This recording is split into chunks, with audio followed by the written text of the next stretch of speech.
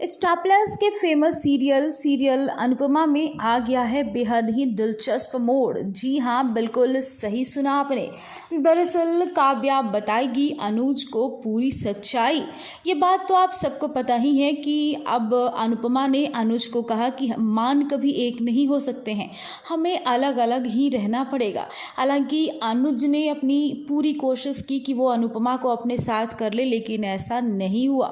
लेकिन दरअसल अब इसके पीछे कौन है और आखिरकार किसकी वजह से मान यानी कि अनुपमा और अनुज दोनों अलग हुए, इसकी वजह काव्या बताएगी अनुज को। जी हाँ, काव्या ने अनुज को कॉल करके घर बुलाया, आद्या को भी। और यहाँ पे काव्या ने कहा कि अनुज, आज मुझे तुम्हें एक ऐसी सच्चाई बतानी पड़ रही है जो मैं बताना तो नहीं चाहती थी, लेकिन मैं बताऊंगी, क्योंकि अनुपमा के साथ हुआ है ज्यादती।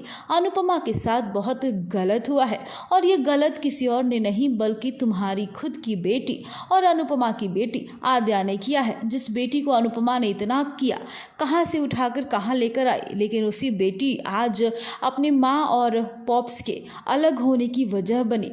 जी हाँ, अब सीधे शब्दों में काव्या ने अनुज कपाड़िया को बताया कि दरअसल आद्या ने अनुपमा को बहुत कुछ सुनाया। आद्या ने अनुपमा को बहुत उल्टी सीधी बातें की और उसे कहा कि आप जिसके लाइफ में जाती हो उसके लाइफ में मनहूसियत फैला देती हैं। आपके पहले हम लोग कितने खुश थे, लेकिन देखिए आपसे कोई खुश नहीं है, ना तो आपके बेटे और नहीं आपके दोनों हस्बैंड और नहीं आपकी दोनों बेटियां, यानी कि आपके दोनों एक्स हस्बैंड भी खुश नहीं हैं आपसे।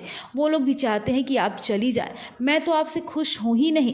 पाखी दीदी भी आपको हमेशा कोसती रहती हैं कि आपने किया क्या है। सच में आपने किसी के लिए कुछ नहीं किया, बल्कि आप सबके जीवन में फिर से आई हैं। सबकी लाइफ में उथल पुथल हो गई है। अगर आप सबके लाइफ में नहीं आती तो सबकी लाइफ कितनी स्मूथ चल रही थी।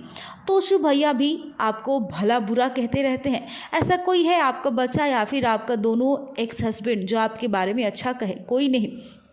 आप हमसे वादा कीजिए कि आप पॉप्स के लाइफ से चली जाएंगी। आपको पॉप्स के लाइफ से जाना ही होगा। काव्या ने कहा कि जबरदस्ती आद्या ने अनुपमा से वादा लिया कि वो तुम्हारे लाइफ से चली जाएगी, और इसीलिए अनुपमा तुमको मना की, और तुम्हारे और अनुपमा के अलग होने की वजह कोई और नहीं बल्कि आद्या है।